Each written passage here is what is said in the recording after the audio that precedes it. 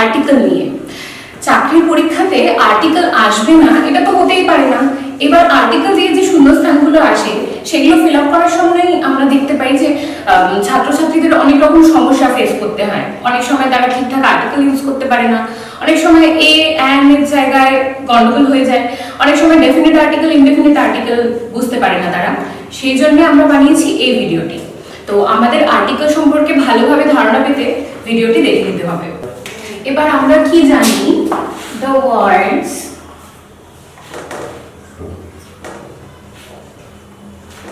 a and the are usually called articles.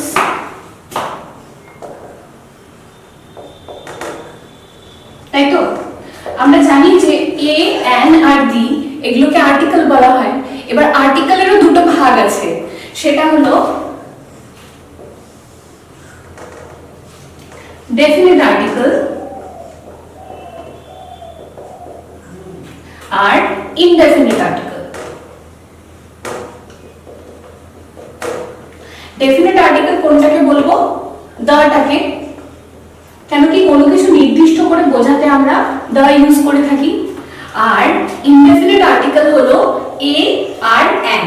কেন কি কখনো কোনো কিছুকে সাধারণভাবে বলতে আমরা এ বা অ্যান ইউজ করে থাকি, নির্দিষ্টভাবে বোঝাতে দি আর অনির্দিষ্টভাবে বোঝাতে এ আর অ্যান।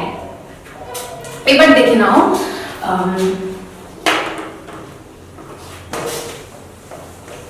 কয়েকটা উদাহরণ দিয়ে দিচ্ছি আমি তোমাদেরকে। ধরো আমরা জানি যে ইংলিশ অ্যালফাবেট হচ্ছে 26টি, তাই তো?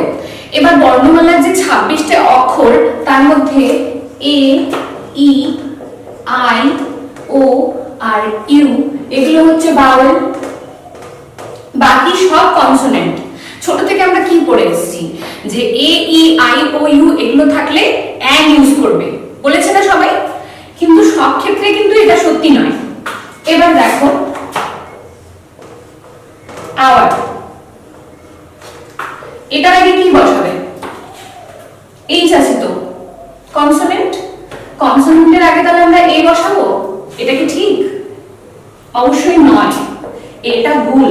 কেন কি আমরা আওয়ারটাকে হ বলে নয় ও বলে উচ্চারণ করছি, আমরা কিন্তু হাওয়ার বলছি না, আওয়ার বলছি। তাহলে আমাদের এই জিনিসটা মাথায় রাখতে হবে যে সাউন্ডটা যেমন হবে সেই আর্টিকেলটাও তেমন হবে। এটা হবে অ্যান আওয়ার, কারণ এটা এইচটাকে আমরা ও বলছি, এইচ নয়।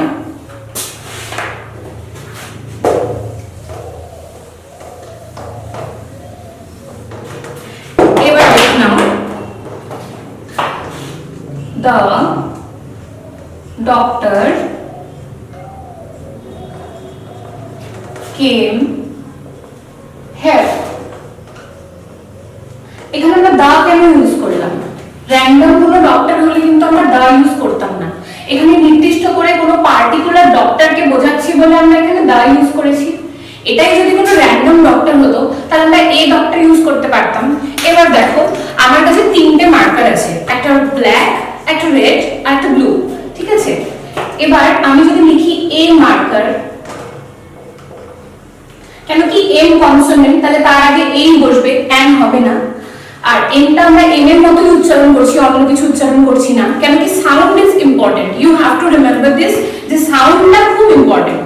সাউন্ডটা কনসোনেন্টের মতো হচ্ছে না, সাউন্ডটা ভাওয়েলের মতো হচ্ছে, এটা কিন্তু সবসময় বুঝে নিতে হবে। তারপরে দেখো আমরা যদি এখানে দা মার্কার লিখি,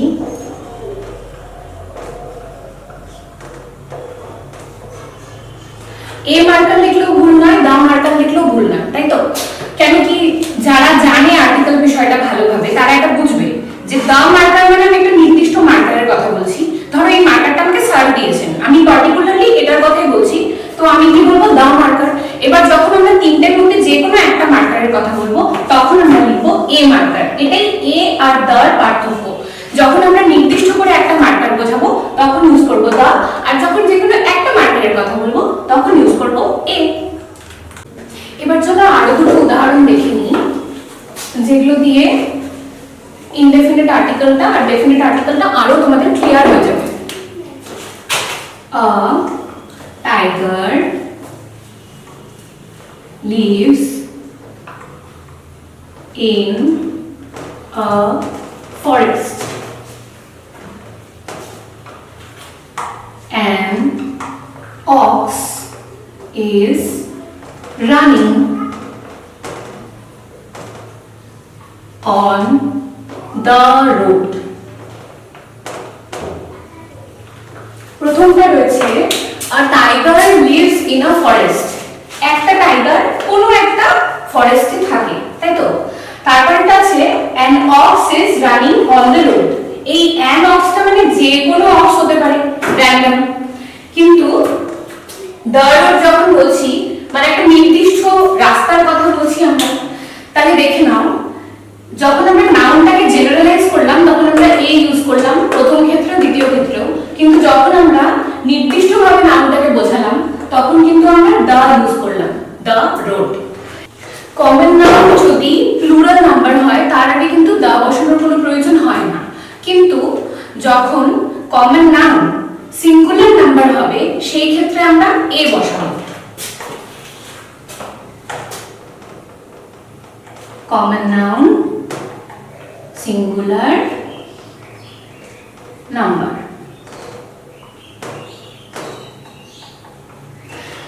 I have seen boy.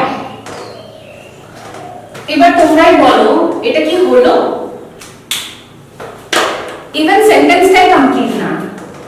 I have seen a boy. এবারে সেন্টেন্সটা কমপ্লিট হলো এই এটা দিয়ে দেওয়াতে। এবার যদি আমি এটা না দিতাম তাহলে আই হ্যাভ সিন বয় হতো, তখন পুরো সেন্টেন্সটাই ভুল হয়ে যেত। কিন্তু যখন আমরা কমন নাউন সিঙ্গুলার নাম্বার করছি সেখানে এই সিঙ্গুলার নাম্বারটা বোঝাতে বয় বিটা কনসোনেন্ট আর এটা সাউন্ডটাও কনসোনেন্টের মতোই, সেই জন্য আমরা একটা এ দিয়ে সেন্টেন্সটাকে কমপ্লিট করে ফেললাম, তাই তো? এবার দেখো কয়েকটা জিনিস তোমরা নোট ডাউন করে নাও, ঠিক আছে? কোন ক্ষেত্রে এ আর এন হবে আর কোন ক্ষেত্রে দা হবে। চাকরির পরীক্ষা আমরা কি করি, প্রথমেই কোশ্চেন মধ্যে ঘাবড়ে যাই, বুঝতে পারি না, কখনো কখনো আবার চট করে এর জায়গায় এন লিখে দিই। সেই ভুলগুলো যাতে না হয় তার জন্য আমাদের এই জিনিসগুলোকে নোট ডাউন করে ফেলতে হবে। এক নম্বর কি, ধরো আমি বলেছি ইউনিভার্সিটি, তারপরে ইউনিক সি,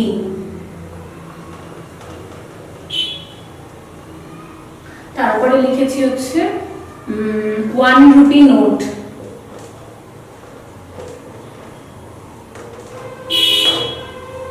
এগুলোতে কি বসাবো? এগুলো যেহেতু ভাওয়েল আছে তো প্রথমেই তোমাদের মনে হতে পারে যে ভাওয়েল আছে তাহলে চট করে আমরা অ্যান বসিয়ে দিই, কিন্তু না, এগুলোর আগে বসবে এ, সবগুলোর আগে এ বসে যাবে। আবার কনসোনেন্ট হলেও যদি উচ্চারণটা ভাওয়েলের মতো হয় সেক্ষেত্রে কিন্তু অ্যান বসবে, যেমন অ্যান আওয়ার, এটা আগেই বলেছি। কিন্তু এবার যদি এমএ, এলএলবি, এমপি এই সব থাকে তখন আমরা কি বসাবো? এটা কিন্তু মাথায় রাখবে, এগুলোর ক্ষেত্রে কিন্তু অ্যান হবে, সবগুলো কনসোনেন্ট। এগুলো এমটা এলটা উচ্চারণটাও কিন্তু আমরা কনসোনেন্টের মতোই করছি, কিন্তু ব্যতিক্রমটা বুঝে নাও, উচ্চারণ কনসোনেন্টের মতো হলেও যেহেতু ডিগ্রি তার আগে কিন্তু অ্যান বসবে। এখনই এটা নোট করে নাও, তারপরেরটা আমরা দেখে নিচ্ছি। সিঙ্গেল কাউন্টেবল নাউন অর্থাৎ যা গোনা যায় তার ক্ষেত্রে কিন্তু আমরা সবসময় অ্যান বসাবো, যেমন অ্যান ওল্ড লেডি। এখানে একজন বৃদ্ধ মহিলার কথা বলা হয়েছে, সেক্ষেত্রে আমরা কিন্তু অ্যান ইউজ করব, ঠিক আছে? এবার যখন আমরা কোনো একক বোঝাবো, যেমন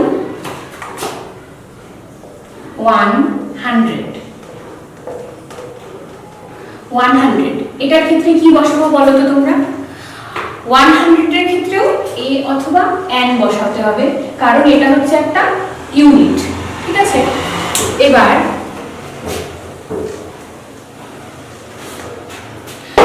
এবার 4 নম্বর উদাহরণটা দেখে নাও। প্রপার নাউনকে কমন নাউনে পরিবর্তিত করতে কিন্তু আমরা এ ব্যবহার করি। ধরো রবীন্দ্রনাথ। এবার সবাই বিশ্বকবি রবীন্দ্রনাথের কথা জানে, একজনই রবীন্দ্রনাথ ঠাকুর আছেন, উনি তো নির্দিষ্টই, তাহলে দা বসালাম। কিন্তু যদি আমি বলি হি থিংস হি ইজ, তখন কিন্তু দা রবীন্দ্রনাথ হবে না, তখন হবে এ Rabindranath. He thinks he is a Rabindranath. তার মানে কি, সে নিজেকে রবীন্দ্রনাথ ভাবে। এখানে আমরা একটা কমন পারসনের কথা বলছি, মানে এটা জেনারেলাইজ হয়ে যাচ্ছে রবীন্দ্রনাথ কথাটা একটা র্যান্ডম ছেলের জন্য। তো সেই ক্ষেত্রে কি হবে, হি thinks he is a Rabindranath. এবার সমজাতীয় কিছু বোঝাতে, যেমন birds of a same feather flock together. Birds of a same feather flock together. এই ক্ষেত্রে আমরা একই রকম কারোর কথা বোঝাচ্ছি, সেই ক্ষেত্রে কি হচ্ছে, আমাদের এ বসাতে হচ্ছে। তারপর কোনো পেশা বা ব্যবসা বোঝাতে, ধর আমি বললাম he is an engineer. He is an engineer, তখন বসবে অ্যান। তারপরে যদি বলি যে হি ইজ আ বিজনেসম্যান, তখন বসবে এ। পেশা বোঝাতে গেলে সবসময় এ অথবা অ্যান। তারপরের উদাহরণটা নোট করে নাও। প্রতি বা পার অর্থে, ধরো বললাম যে ইচ, যেটা ঠিক আছে, প্রতি পার ইচ অর্থে সবসময় বসবে এ বা অ্যান। যেমন 50 কিলোমিটার অ্যান আওয়ার, প্রতি বা পার অর্থে অ্যান বসালাম, 50 কিলোমিটার অ্যান আওয়ার। ঠিক আছে, এখানে কিন্তু পার আওয়ার হতো, কিন্তু পারের জায়গায় যখন আমরা অন্য কিছু বসানোর চেষ্টা করব তখন কি বসাবো, অ্যান। তারপরে উদাহরণটা লিখে নাও। এক্সক্লেমেটরি সেন্টেন্স, তোমরা তো জানো যে এক্সক্লেমেটরি সেন্টেন্সটা কি, মানে বিস্ময়বোধক। এবার এক্সক্লেমেটরি সেন্টেন্সের জায়গায় সব সময় বসবে এ, যেমন হোয়াট আ পিটি। এখানে সব সময় এ বসবে, বিস্ময়বোধক হোক, আবেগসূচক হোক, সব ক্ষেত্রে এ। তারপরের উদাহরণটা নোট করে নাও। সুপারলেটিভ অর্থে যখন আমরা ভেরির জায়গায় মোস্ট ইউজ করি তখন বসবে হচ্ছে এ। This is a most interesting story.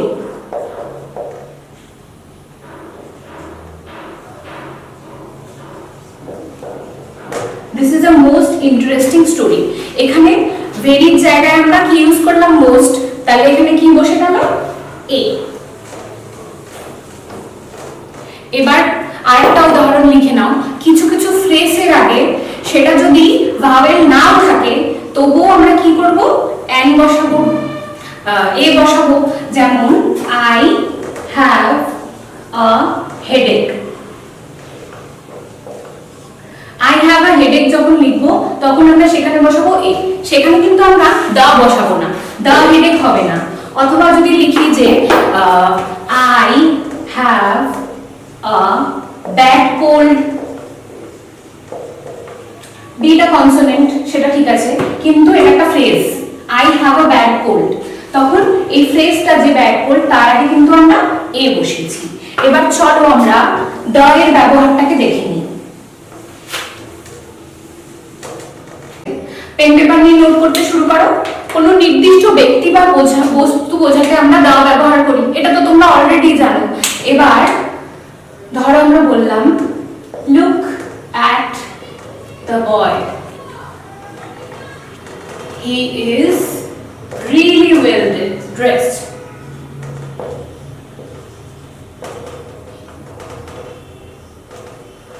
Look at the boy, he is really well dressed. এবার এখানে নির্দিষ্ট করে কোনো একটা ছেলের কথা বলা হয়েছে, সেই ক্ষেত্রে আমরা কি ব্যবহার করেছি, the। সেকেন্ডটাতে চলে যাচ্ছি আমরা। আনকাউন্টেবল কোনো নামকে নির্দিষ্ট করতে হলে আমরা কিন্তু দা ব্যবহার করি। যেমন the diamond of the ring is very bright. The diamond of the ring is very bright. তাই তো অনেকগুলো রিং থাকতে পারে, সেগুলোতে অনেকগুলো ডায়মন্ড থাকতে পারে, কিন্তু এখানে আমরা একটা নির্দিষ্ট রিং এর কথা বলেছি আর তার মধ্যে একটা নির্দিষ্ট ডায়মন্ডের কথা বলেছি, তাই সেই নির্দিষ্ট ডায়মন্ডের আগেও দা বসেছে আর নির্দিষ্ট রিং এর আগেও দা বসেছে। I hope that is clear. তারপর চলো 3 নম্বরে যাচ্ছি। 3 নম্বরটা হলো কালেকটিভলি ফর্মড কোনো দেশ যেগুলো সমষ্টিগত সেগুলোর আগে কিন্তু দা বসবে। ইন্ডিয়ার আগে কি বসাবো বলো তো? ধরো ইন্ডিয়ান লিখলাম, ঠিক আছে, অ্যান ইন্ডিয়ান। তারপর ধরো কিন্তু এখানে এবার আমরা দুটো দেশের নাম দিচ্ছি, ইউএসএ আর ইউকে। এগুলোর আগে কি বসবে? যেহেতু এটা ভাওয়েল, এটা যে কেউ ভাবতেই পারে যে এই আর ইউ তো ভাওয়েল, তাহলে ভাওয়েলগুলোর আগে অ্যান বসিয়ে দিই তাড়াহুড়ো করে, তাহলে কি চলবে? এগুলোর আগে বসবে দা। কেন কি? এগুলো সমষ্টিগত দেশ, United states of America, United kingdom, এই জন্য কি হচ্ছে দা। চলো নেক্সট উদাহরণে যাচ্ছি আমরা। নেক্সটটা হলো কোনো হোলি বুক অথবা নিউজপেপার অথবা কোনো ফেমাস বিল্ডিং বোঝাতে আমরা দা ইউজ করে থাকি। যেমন গীতা, কোরআন, বাইবেল, এগুলো সবগুলোর আগে বসবে দা। কোনো হোলি বুক, সেটা যেটাই হোক না কেন, গীতা, কোরআন, বাইবেল, রামায়ণ, মহাভারত, সব কিছুর জায়গায় বসবে দা। আবার যদি কখনো নিউজপেপারের কথা বলে থাকি, ধরো আমরা জানি স্টেটসম্যান একটা নিউজপেপার, তারপর একটা ফেমাস বিল্ডিং যেমন তাজমহল, এগুলোর আগেও দা বসবে। দ্য স্টেটসম্যান, দ্য তাজমহল, সবগুলোর ক্ষেত্রেই দা হবে। এবার আরেকটা ইন্টারেস্টিং ব্যাপার হচ্ছে প্রপার নাউনটা যখন বিশেষিত হয়, যেমন the immortal poet Kalidas, the immortal poet Kalidas. এই ক্ষেত্রে অভিজ্ঞান শকুন্তলম একজন কালিদাসই লিখেছেন, তার আগে দা হওয়াটা নরমাল ছিল, কিন্তু ইমমর্টাল তো ওনাকে বলা হয়েছে, সেটা তো বিশেষণ, তাই না? এখানে ইমমর্টাল তো চাইনি, এখানে কালিদাসের কোয়ালিটির কথা বলা হয়েছে। তো যখন আমরা এই নাউনটাকে বিশেষিত করলাম ইমমর্টাল কথাটা দিয়ে, তখন কিন্তু ইমমর্টালের আগেও দা বসে গেল। যদিও এটা একটা কোয়ালিটি, কিন্তু কোয়ালিটির আগেও দা তখনই হলো যখন আমরা একটা প্রপার নাউনকে বিশেষিত করে ফেললাম। এবার দেখো, যখন কোনো সমগ্র জাতি বোঝাবো, যেমন দা কাউ, এটার ক্ষেত্রে কিন্তু একটা ব্যতিক্রম আছে। এখানে এই কাউও হতে পারে, এই একটা জিনিস তোমরা সবাই মনে রাখবে, এখানে এও হতে পারে, দাও হতে পারে, ঠিক আছে? কোনোটাই কিন্তু ভুল নয়। আর একটা কি, সুপারলেটিভ ডিগ্রির ক্ষেত্রে সব সময় দা লিখতেই হবে। she is the best girl in the class, she is the best girl in the class। এই ক্ষেত্রে বেস্ট এর আগে সব সময় দা হতেই হবে, কারণ এটা সুপারলেটিভ ডিগ্রি, ঠিক আছে? এইভাবে যদি তোমরা পড়ো আর এই জিনিসগুলোকে ভালোভাবে নোট ডাউন করে রাখো, তাহলে আশা করি তোমাদের চাকরির পরীক্ষার ক্ষেত্রে কোনো সমস্যাই হবে না। আর তোমরা ইজিলি যখনই একটা শূন্যস্থান দেখবে